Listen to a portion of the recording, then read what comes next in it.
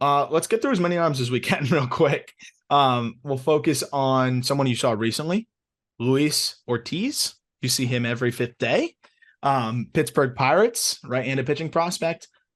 He's got to be ready to go up pretty soon, right? I mean, I'll let you kind of just talk about him. You only went 3 innings the other day. Was that more of a precautionary thing to just in case he might get called up? Like what was the reason why he only went 3 innings of one hit ball, no runs, no walks, 3 Ks against Toledo? Yeah, so I hypothesized, and I was texting you during this too. I was like, Vince Velasquez is hitting the shelf with a forearm or elbow thing. I think it might have been elbow inflammation. So he's hitting the shelf. The open spot is on Tuesday. Ortiz was initially scheduled to start on Saturday. He starts on Friday. He throws 3 innings, 42 pitches. It lines up really well. He's already on the 40-man. He already debuted last year. So if they do want a starting pitcher to fill the spot of Vince Velasquez, it was scheduled perfectly for that to be the case. Now, I have no information on that. The time that I find out is when everybody finds out on Twitter. Like, hell, I just found out, according to Jason Mackey, that Chris Owings was going up, and like he's on the team that I cover. So, yeah, like I have no concrete information in terms of that, but it does line up really well for Ortiz to make that start. If not, they may go bullpen day. I think that's what they were tentatively planning for when it came to that scheduling. But this guy has looked awesome. I think it's a 2.2 ERA right now. Mid to high 90s fastball. The fastball sat 96, topped at 98.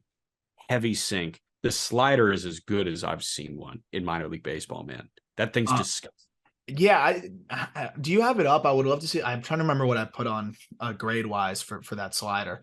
Pull it up right now. But you look at what Ortiz has been doing as of late too, leaning into what works. We're seeing more guys find success. Like traditionally speaking, it's always like throw your fastball more. Like you got to let that be the tone setter. And I do always say like you're as good as your fastball, but Ortiz's fastball is good. It's fine. Like it's a pretty good fastball. Gets a lot of ground balls. All he needs is that wipeout slider. So he gets ground balls with the fastball, wipes out guys with the slider, and he's throwing the slider more. And he's done that over his last handful of starts where slider 31% of the time, four-seamer 26% of the time, sinker 25% of the time. Then he mixes in that changeup, which is still a work in progress. But I think with the two fastballs and the slider, he's been able to take care of business. And over his last 4 starts, he's been spectacular. 1.8 ERA. He's a guy that doesn't need to strike out a ton of guys to have success. But he does have the stuff to strike out a ton of guys when he's on. But what I love is if he's not totally on, if he's not locating like crazy, he's got the slider to still bail him out because that pitch seems to always be there for him, like you said. And he's got 2 different fastballs that he can attack you with. He can be a ground ball pitcher when he needs to. There's a great plan B for Luis Ortiz when he's not on, which I think is really a solid thing to look for in a middle rotation arm, which is what he is. Yeah, that's my favorite thing about Ortiz right now. And I think that he's kind of finding out that the sinking fastball works well for him.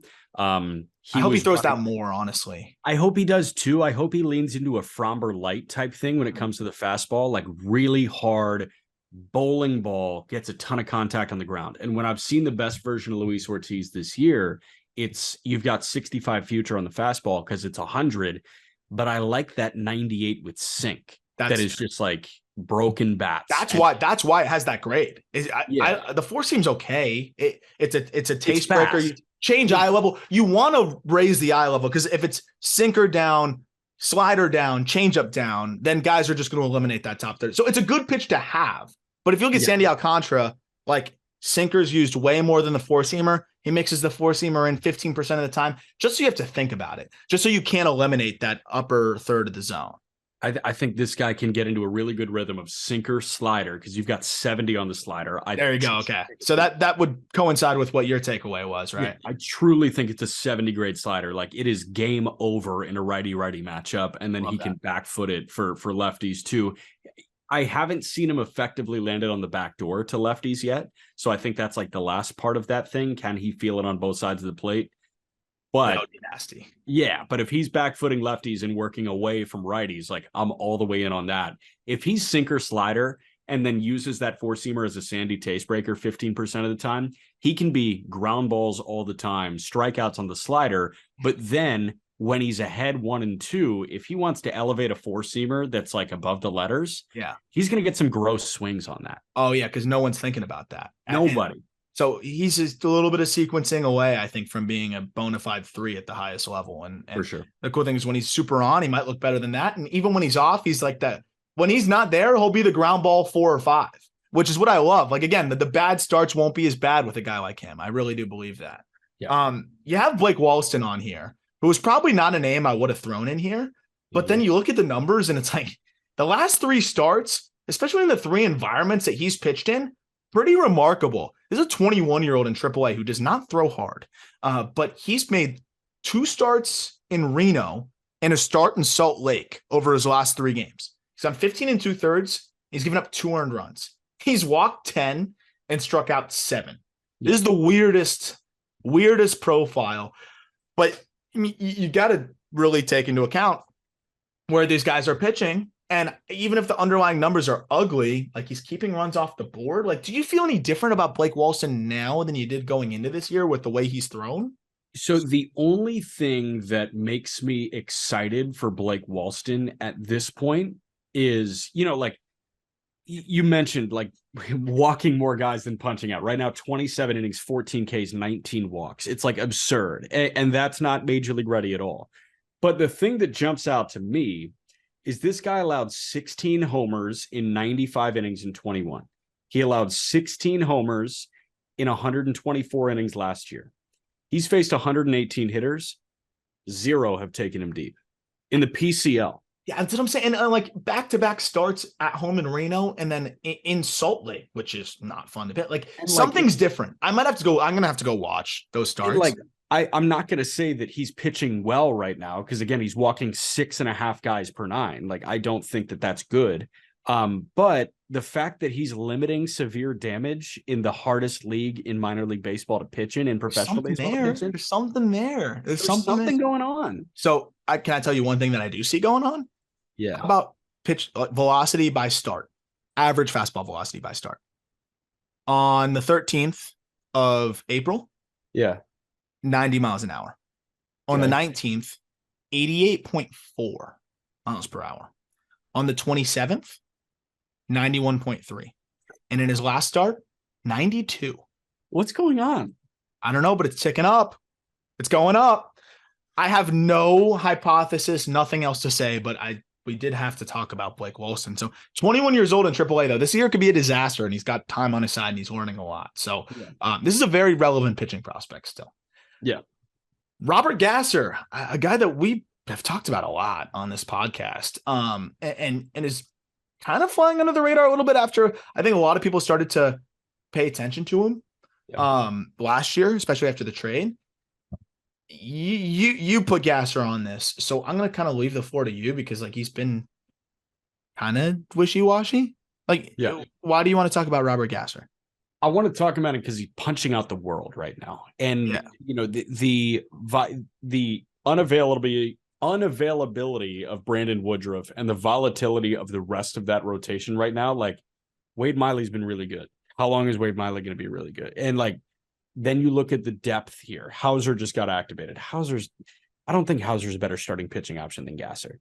Right now he might be. He might be. Gasser's at 5.5 right now. But the thing that jumps out to me about him is like, if he can tighten up the command right now, I think that this ERA goes down. Oh, for big sure. Time. He's punching out 6 per 9, or he's walking 6 per 9. Pardon. He was walking 3.5. I think that from what I've seen, like the stuff that he's putting out right now, if he can cut that walk rate down to anywhere near what it was last year, I think that this guy could be starting like important games in August and September. That's the only reason why I put him on this list. Do you think he could come out of the pen at all? Maybe. I think that Gasser could be a brash type option. That's what I'm thinking. What's interesting is the velo's down. It's like a half tick, a little bit more than a half tick this year. So, I mean, it might take a little bit for that to come back. Last year was kind of a longer season for him compared to, I think, any other year that he's really had. But the slider is nasty. And it just seems like right now the slider just hasn't been there for him. I'm looking at strike rate of last year, 70% strike rate on the slider last year, 56% strike rate on the slider this year. It's still nasty. He's getting tons of whiffs, but he's not commanding it. And then the fastball, 57% strike rate on the fastball. That's uncharacteristic. I agree, Jack. This is somebody that once he gets that fastball and slider, even average command, he'll be a high 3s guy at worst in AAA. Yeah, 100%. And like that's the thing with where the Brewers are, they have an opportunity to pounce in the NL Central. I think that a lot of eyes should be on Robert Gasser every time he takes the hill. Nick Frasso of the Los Angeles Dodgers.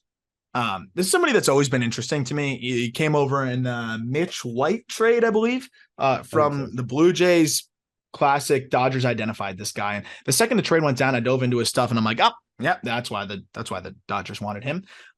We hadn't seen him stretched out really at all, and now we're starting to see him stretched out a little bit more, which is great. He's really thriving in Double A while being stretched out. He's 6'5", 200, unique delivery, tough to pick up, pounding the strike zone with his fastball, 75% strike rate on the fastball. His slider is gross, and his changeup is good. 3-pitch mix. He's dicing hitters up, and he has been fantastic over his last handful of starts. This is a guy that I think is going to start flying up a lot of lists, whether it's the Dodgers prospect list and maybe even a top 100 list as he continues to fly. I think Prospectus has him on their top 100, if I'm not mistaken. But his last 5 starts, Jack, 22 and 2/3 innings, 30 Ks, 5 walks. Yep. I didn't think the command would be there like that. No, I mean, on the year, he's got a 35% K rate and what, a 4% walk rate? 5% walk rate, I think. Yeah, I mean, come on. A joke. 3 earned runs in 26 and 2/3 innings. Setting the tone with the fastball, and then two potentially plus secondaries with the slider and the changeup. Yep. That'll play 95 with the fastball up to 97. And those 2 pitches actually might be up to higher than that. He's up. My bad. He's up to 100 this year. Okay. This might be a top 100 arm by midseason update. He's older, 24, but I mean, if you're hitting triple digits and dicing guys up while throwing strikes with 3 viable pitches at 6'5", this might be an arm to watch. Yep. Next up, we got Clayton Beeter, a former Dodgers arm, who traded over to the Yankees for Joey Gallo.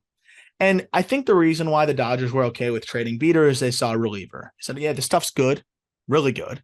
But, we're probably trading a guy that's ultimately going to be a reliever. Yankees say, oh, well, we're going to get a guy for Joey Gallo that could be a big league arm, and let's try to make him a starter. So far, so good. So far, so good this year. And I know he was a starter last year and showed flashes. He really was great pretty much the second he left the Dodgers org, and which is weird. Finished strong last year. And he's coming off of a 6-inning, 3-hit, no-run, 1-walk, 11K outing. It's a little bit of ebbs and flows with Beeter, especially with his command, because before that he walked 5. Yeah. But the flows are really exciting for this guy. He might ultimately be a reliever, but he's showing enough to keep getting looks as a starter. I think you ride this guy for as long as you can as a starting pitcher. And right now it's working, man. So yeah, you say a 5-walk outing, but he bounces back. And the thing that jumps out to me is this guy was as protected as anybody by the LA Dodgers, right? They were not unleashing him through double. And then they trade him and the Yankees don't unleash him. Now he's averaging over 5 innings per start. And I think that's massive. If this guy can give you 5 of 1-run ball at the big league level now, that's all you really need. Like Brito was giving them that great start for Johnny Brito. Like Brito was giving them more than that, but he didn't need to give them more than that. Yeah. So I'm thinking if Rodon is out for a very long period of time, why can't Beeter, I know you just talked about Will Warren, why can't one of those guys immediately jump up and help the Yankees get through 5 innings a la Luis Heel and Davey a couple years ago? I don't think that's crazy, especially with the breaking ball, because there's a guy that could go 3 innings of just peppering breaking balls. His slider and his curveball are good. He's mostly just using the slider now. He's been going to that more than the fastball. Guys are in the $160 against it. They're striking out over 30% of the time. Like that is a nasty, nasty pitch. So he could ride that slider one time through the lineup and probably dominate hitters. So like even in the worst case, you could use him as an opener or some sort, and he could probably get big league bats out now. So I'm interested to see how they handle Beeter, but the stuff is just gross. Floor of a big league reliever is pretty much already solidified at this point because he's shown enough command to at least do that. But the command seems to get slowly better. Real quick on Will Warren, I think that's the next man up in that rotation. I talked about him on the audio version. And for those on YouTube that might be, stumbling upon this, just really quickly wanted to hit on Will Warren because he is similar to what we were talking about with Luis Ortiz, where the fallback is like heavy fastball. He'll get ground balls and survive. But the upside is wipeout slider, which is his sweeper is gross. The sinker has been fantastic for him. He mixes in the four seamer, and he also mixes in a cutter.